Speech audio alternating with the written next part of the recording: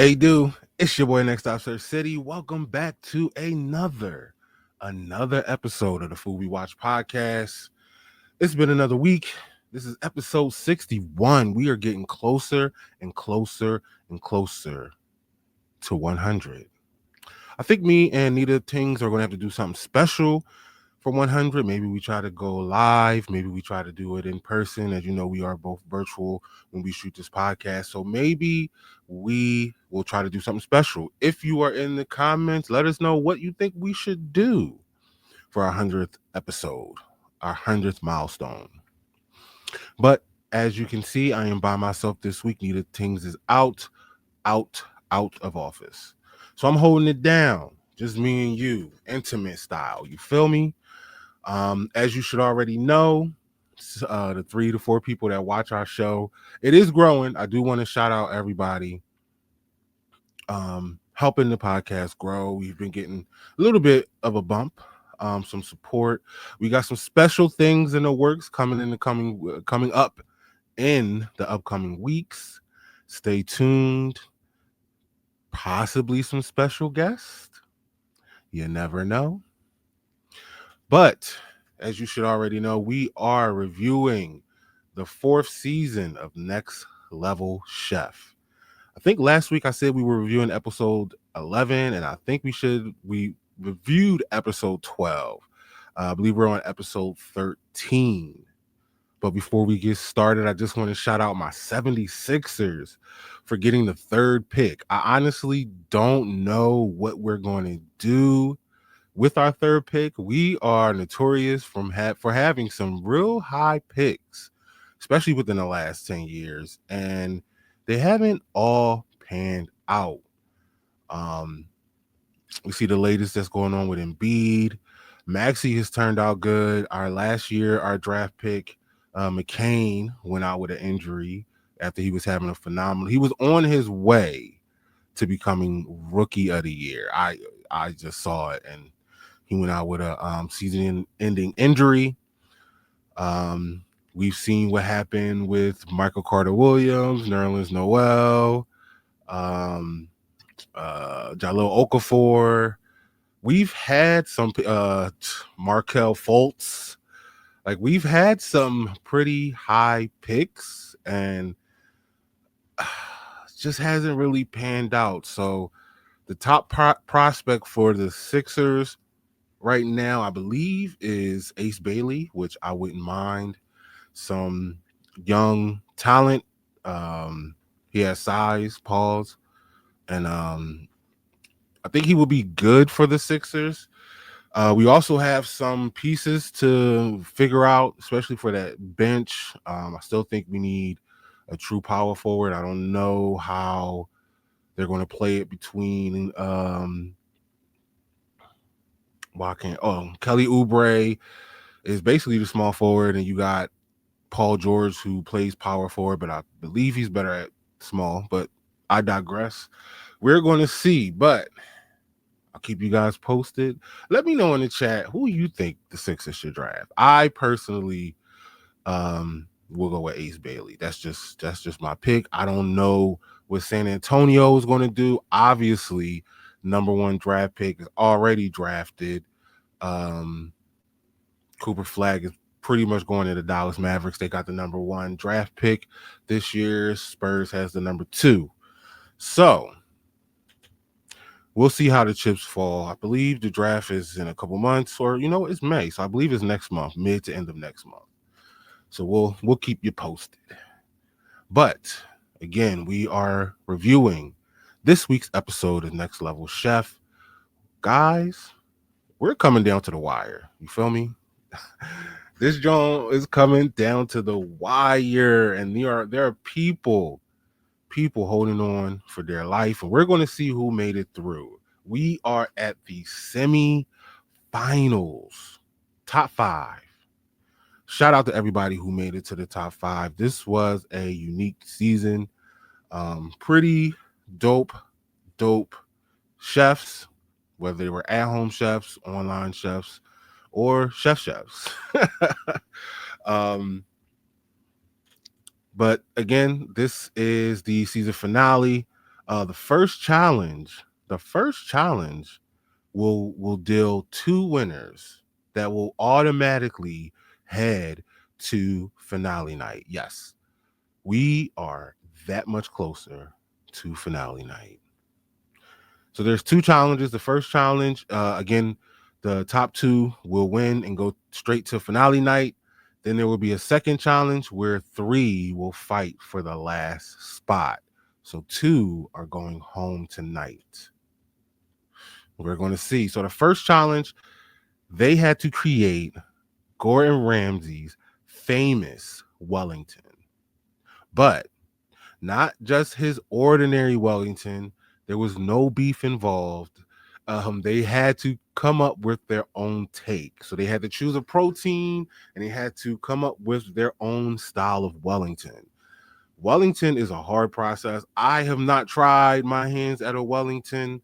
So we're going to see how many people have tried it on the show. They're going to have 35 minutes to come up with the most perfect Wellington to impress the judges, including Gordon Ramsay. Right off the gate, Bobby said this was his first time cooking a Wellington.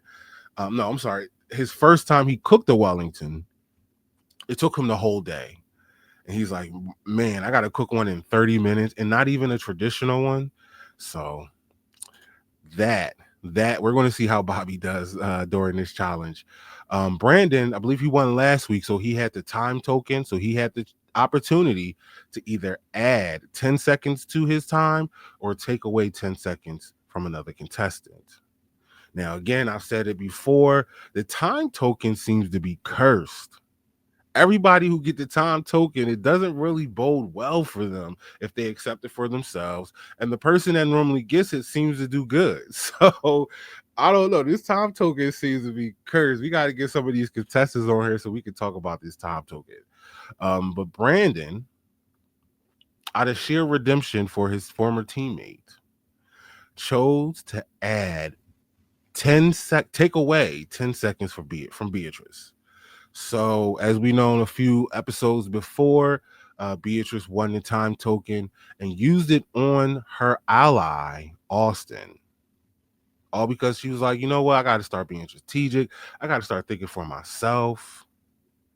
It got to be about me now. We coming down to the wire. So she used it on her homie, Austin. And Brandon was like, nah, son. Payback is crazy, son. So he used it on Beatrice, but Beatrice was unfazed. She was like, come on. I'm me. Who you? I'm me. So it started off, Bobby and Brandon was on the top and they were with Naisha. We had the middle floor, which was Austin and Beatrice. And I'm not going to lie, just seeing them get set up, there was no talking. There was no, let's get this done. There was no energy, especially coming from Beatrice. It was just them just getting set up, looked hella awkward. But they were on the middle floor with Gordon. And then we have Megan. Megan, all the way in the basement by her lonesome with Blaze. We're going to see if she can cook her way out. Megan has said she has a lot of experiences making Wellingtons, so that does give her an advantage. But as we saw in previous episodes, in previous seasons, just because you have the experience does not bode well for you. That doesn't mean you're going to be able to pull it off here because we're under different circumstances. Gordon was giving Austin and Beatrice some advice on how to cook a perfect Wellington. They seem to be locked in. Perfect person to have mentoring them this round is the person who basically modernized and the techniques for a perfect beef Wellington. So right off the gate, Brandon runs to the platform with Bobby and he ends up grabbing the venison loin. He's not really too happy about it. Venison, depending on how you cook it, cannot be forgiven. Cannot be forgiven. I don't even know if I said that right, but these was his words. Or maybe they're unforgiven. I think because it's a leaner cut, so you just got to make sure you cook it right. Bobby grabs the pork tenderloin. I think he's done a few pork dishes this season, so he should be comfortable with that. We move to the middle floor where Austin and Beatrice are. He grabs the veal tenderloin. I believe last episode he cooked the veal, so he should be comfortable with that as well. And Beatrice, at first, she's like, I'm gonna go ahead and grab this lobster. But then realizing, even looking at Gordon's like, you want the lobster? And she was like, you know what? Yeah, I think I'm gonna go with the salmon. Um, Lobster can be crazy to cook. It cooks fast, and I don't think that's something you want to try your hands at the first time creating a Wellington. So all in all, Megan was left with the lobster tail, but hopefully her experience, takes her to where she needs to be. Not her ideal choice. Thinks it's going to be tough to get through, but with her and Blaze, I you never know. You never know. Blaze is killing it this season. Um, right off jump, soon as Megan starts to cook, though, she sets her pan on fire. Her butter just goes up in flames, and Blaze is over there trying to help her and put her out. It was getting bigger and bigger. That's what she said. And yeah, so off jump, she kind of started off on the wrong foot, but we're going to see if she pulled it together. Now, Blaze, on the other hand, is like the best hype man supporter. He's in there putting out fires. He's her sous chef, basically. He's a human food processor, especially being in the basement. We don't have a lot of instruments to use, a lot of cooking equipment. So he's helping her chop things just to get everything done. We go back to the middle floor, and Gordon is hype. He's like, yes, I'm so happy you picked the salmon. That's going to be so much easier to manage than that lobster tail. But he has all the faith in Beatrice. Beatrice was on his team, one of the last team members from Team Gordon on the show. Austin is he decides what he's going to do with his veal is he's going to wrap it in like a bacon and crepes and do some kind of like parsnip cream. So his dish is coming together. Austin throughout this whole competition has been highly consistent. I think there was like maybe one or two fumbles he had, but he's probably more so one of the most consistent chefs that was on the show. Bobby decides that he's doing like a mushroom crepe. He also decides that he has to make his crepe from scratch, which is setting him back. So he's starting to get a little nervous. But you know what? I have faith in Bobby because throughout this competition, Bobby has done a lot of things with his dishes. And when I say a lot, I mean he does a lot of techniques. So I think he'll be okay. We're going to find out. He almost decided not to do a crepe. He was like, nah, I can't do it. It's not coming together. But Naisha, she steps in and said, no, this is what you got to do. You got to do the bang and the bang and the boom. You feel me? Mix it, stir it, put your thing down, flip it and reverse it. You be all right. So he went back into it. He decided he was going to do it. So we're going to see how that turns out for him. And then we have Brandon. Brandon with all the confidence in the world. He's like, I know what I'm doing, yo. I got this. He's going to make like a cherry sauce with the beef stock and some blackberries. Naisha loves the idea, so hopefully he can pull that together. Finally, back in the basement, Megan, dish is coming together. She is doing like a pate that covers the lobster. She just want to make sure that her pastry, out of all things, and this is for everybody, just want to make sure that pastry is 100% for Gordon, because that pastry has to be a golden brown. You don't want it to be bland looking. You don't want it to be undercooked. You don't want it to be too dark. It has to be just right. Austin and Beatrice is getting help from Gordon, making sure that the pastry doesn't break, and they finally get their pastry and their Wellingtons into the oven. Now, Brandon, again, confident. He always seems to have it together. He's like, I got this. Forgets his mushroom duxelle. Forgot to put it in his crepe. So therefore, he had to unroll his Wellington to put the mushroom duxelle in and then re-roll it. So that set him back a little bit. Hopefully he has enough time to get that cook on that Wellington. Now, looking over at Bobby is frazzled. He's stuck between wanting to, again, Bobby likes to do different techniques, so he's struggling to kind of edit himself. He's like, I want to do this and do that, but I want to make sure that the disc just gets done. His words. So he's like, I want to do some things that like really stand out, but at this point in the competition, I think he's shown enough techniques, whether it was in competition or in the losers round, to show that he deserves to be here. At this point, you just got to get it done. I mean, that's the bottom line. Get this done. 18 minutes ago, and Brandon is just getting his Wellington into the oven. Again, had a little minor setback not adding the duxelle in, so hopefully he pulls it out, crank that oven to the highest, and pray for the best. And then the show gave them a special mid-round drop, and it was a video from their family members. Brandon received a video from his aunt and his grandma that he haven't seen in years, so he said he's going to definitely have to make a trip to go see them. Bobby got a video from his girlfriend. Austin received a video from his mother. I'm sorry, his wife. I'm all over the place right now. Beatrice received a video from her mom, and Megan received a video from her mom and her husband. After watching those videos, it seemed like all the contestants kind of got like rejuvenated, being away from your family for a long time, doing this process of being on TV, let alone one of the hardest cooking competitions on the planet, is draining. So I think that put a little bit of life back into them, showed them what they were really here for, and helped them get through the last phases of the season, first round of the season finale. Season semifinals.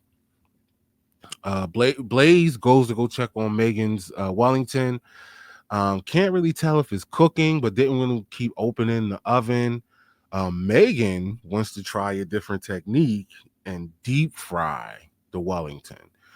Blaze is like, that's going to be last minute resort. Like, if this isn't cooking within the next couple of minutes, if it's not starting to turn brown, that'll be our last resort. I've never heard of a deep fried beef Wellington. I don't think you want to try it on Next Level Chef in the semifinals, but hopefully she doesn't have to go that route. We're going to find out. On the other end, Brandon's pastry still isn't cooking. It's still a little white. He's like, look, this is going to come down to the last minute. He doesn't have the same idea of deep frying it. Maybe he should have. I don't know. But we're going to see what happens with Brandon. And then we have Austin and Beatrice. Hey, again, they had probably the best coach to have coach them through this phase of the competition. They seem to get their Wellington done. They got it out of the oven. Looked beautiful, both of them. Hopefully the taste matches the looks. Megan decides, she's like, screw it, I'm just gonna go ahead and put this in a deep fryer. But Blaze is like, no, hold off, let's wait. It does look like it's starting to do what it's supposed to do. So Blaze is like, nope, not yet. 2 minutes left to go, and Brandon's Wellington still isn't done. I'm not gonna lie, at this point, maybe I would have put it in a deep fryer. I would have basically tried to go ahead and put that thing in a deep fryer. You just want that golden brown Wellington. So we're going to see what happens. 60 seconds left to go. Megan's Wellington is golden brown. She pulled it off. She stayed patient. She listened to Blaze. She's just hoping that lobster tail came out okay, because you do have to cook it for a long time, the Wellington, and you just don't want that lobster tail to be overly cooked, or lobster tail can get overly overcooked very easily. But I'm going to venture to say, for the first time in MasterChef history, and I could be wrong. If I'm wrong, chat, please put it in the comments. But this may be the first season that everybody made their way to the platform. I don't know. Y'all let me know. I'm guessing. I'm just throwing stuff out. I don't remember if there was a time where they missed the platform, but I don't think anyone missed the platform this season. All right. But now we get to our favorite part. Let's see what everyone cooked and what the judges thought about it. So we have Megan with the lobster beef Wellington with the pork pate, cabbage, and brandy lobster sauce. Looks beautiful, glistening, stunning. Love the attention to detail. The pate, only thing was a little bit too strong. Austin again did the veal loin wrapped in bacon and onion jam, cooked to perfection. They basically called him the Michelin star, or they wanted to call the Michelin inspector. He did probably one of the best Wellingtons Gordon and the judges have seen in their life. It was truly stunning. Then we have Beatrice. We have Beatrice who did the salmon Wellington with the spinach crepe and 2 caviars, fried capers, and braised carrots. Beautiful. Love the multiple use of the salmon. Just needed to be mindful of the salt, but it was vibrant and colorful. My man Brandon. Brandon did the venison tenderloin with the blackberry jus and the roasted carrots. It needed a little bit more time in the oven. They loved the sauce and his latest work, but it was about 4 minutes away from being a perfect Wellington. And then we're going to end that round off with Bobby. He did the pork tenderloin and the handmade porcini crepe with the mushroom duxelle. Looks the least like Wellington. It had tons of finesse. Everything else worked beautifully, but the pork needed about 2 more minutes. But his was the one that just did not come out great. Now, maybe Beatrice was on to something when she gave Austin the time token a couple weeks ago, because the winners of this competition were Austin and Beatrice. So maybe she was on to something, trying to get eliminate some of that competition, because they are now going to finale night. Unfortunately, Megan, Bobby, and Brandon are going to fight it out in the final challenge. And that final challenge we'll talk about in a moment. But before we do so, I do want to give a shout out. Let me just check one thing real quick. I want to give a shout out. See this person promoting her business all the time. Shout out to Stephanie Willis. She was a contestant on MasterChef, and she actually has a restaurant in my area, in the Delco area. It's called Everybody Eats. She has tons of great foods. She has specials going on. I was watching one of her videos, and she had the margarita special going on a couple days ago. I'm looking at the food now, and it looks amazing. It is at 16 West 5th Street, Chester, PA 19013. Again, it's called Everybody Eats, 16 West 5th Street, Chester, PA 19013. Go out there and support Stephanie Willis and her. She's the co-founder of Everybody Eats. Go out there, support. I'm definitely going to take a trip. I got to just find out some time when Nita Tings is available. We can go over there, take a trip, and try out some food. But definitely support an up and coming business entrepreneur, and give them the shout out and the business they deserve. All right, now again, final challenge. It is Bobby, it is Brandon, and it is Megan. The challenge they have is to cook a Michelin star dish. Brandon, highly confident again. Look, I've cooked in Michelin star restaurants. Confident as always. The challenge starts. Brandon immediately grabs the rack of lamb. Thought that would probably be the easiest thing that he can use in a short amount of time. He grabs some sunchokes, some cherry mushrooms. He's trying to create something that had bold flavors. Bobby seems like this season he's been highly confident with fish. He grabs a halibut, and then we have Megan who gets the filet mignon. Bobby is doing a salsaman. Look, some of these words. Shout out to hear more. Word and be hard. Saucerman, Sosuma. I think I got it. I don't know. Wording is hard. Check them out. Megan is searing up her filet, and she's building her flavors. She's confident. Again, she does a lot of hunting, so she does a lot of cooking with different styles of meats. Bobby is a little worried. Not sure if he's going to get done in time. Brandon is checking on his rack of lamb and comes to find out that the rack of lamb is still raw. So once again, he's like, this is probably going to come down to the wire. Time is running out. Bobby is still trying to get his fist together. All in all, it was a heartfelt final cook for these three chefs. We're going to see who continues and who time has ended. Megan did a seared filet mignon, mushrooms, spinach with a pork reduction sauce. The judges said that it was perfectly cooked. Loved the approach, just needed a little bit more of that sauce. We have Bobby. He did a halibut with butter and a fish tart on a bed of mushrooms and kale. Looks vibrant. The cook on the fish is beautiful, but the sauce really didn't match. It was a little bit too heavy. Needed some acidity. Now, Gordon did tell Bobby, hey, your sauce needs acidity. He told him that. Be careful with the sauce that you're making. It needs acidity. Brandon did the rack of lamb on a bed of sun-choked potatoes, potato puree, and a cherry reduction. They love the earthy flavors. The lamb, though, the star of the dish, was unevenly cooked, but loved his balance of seasoning. Man. So,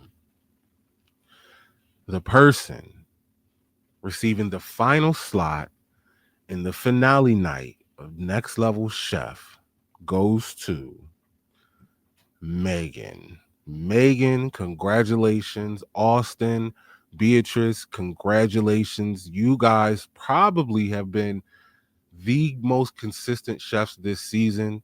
So this has been a well-deserved win for all three of you. Unfortunately, we have to say goodbye to Bobby and Brandon. Brandon, keep up that confidence. I believe you're from the ATL. Keep up that confidence. Never let them see you sweat. Keep doing what you do. You brought you did well. You did great, actually, or more than well. You had a balance of confidence and not too cocky, I would say, in my opinion. So well done, Bobby. Loved all the techniques you were able to show during this competition. I follow all you guys, and all of you guys are good content creators, good chefs. So I just want to congratulate you guys for making it to the top 5.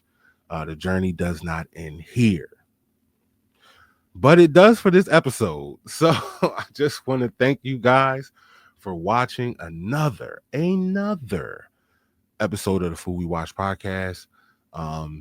Next week is finale night. I don't know if this is going to be a 2-parter or a 1-parter. We want to have to figure that out. But right after Next Level Chef, what we're doing is we're traveling back in time. Me and Neda realized that there was a season of MasterChef that we did not see. I don't know how we missed it, but there's a season called MasterChef Generations, and that's what we're going to be reviewing next. So we're going to go back in time and look at that season. So it's going to be like a little rewatch. So if you haven't seen it, come along for the ride. Watch it with us week by week. But that's going to basically cover us for the summer. If there's anything else you think we should be reviewing or watching, anything we should add to the show, in the comments, just let us know. Again, we're getting more views, but I just need to hear from you. One person did say that they enjoyed our podcast, and this is a person that was on a previous season of MasterChef. So more to come on that, but I just want to thank you guys again. If you want to reach out to Neda Tings, please follow her at Neda.foodphoto on IG and Facebook. She is on TikTok, but she don't be promoting it like that. I think it's just Neda Food Photo. If you want to find me, you can always reach out to me at SirchCity on IG and on Facebook. On TikTok, it is Nextstop SirchCity. But if you don't reach me over there, you can always reach me over here at Normals Be Chefing, again, where we post clips and videos of different recipes, different food, different foods that we enjoy. More to come with the channel that we're growing. If you don't have time to watch full episodes, you can always follow us at the Food We Watch Pod on TikTok and IG, where we post clips, funny clips, serious clips, all the clips, clips of the show. You can still grow with us. So thank you again, guys. This has been Nextstop SirchCity, your boy. But before we go, I gotta let you know that good things come and good things go. Life is like a box of chocolate. Sometimes that should be melting.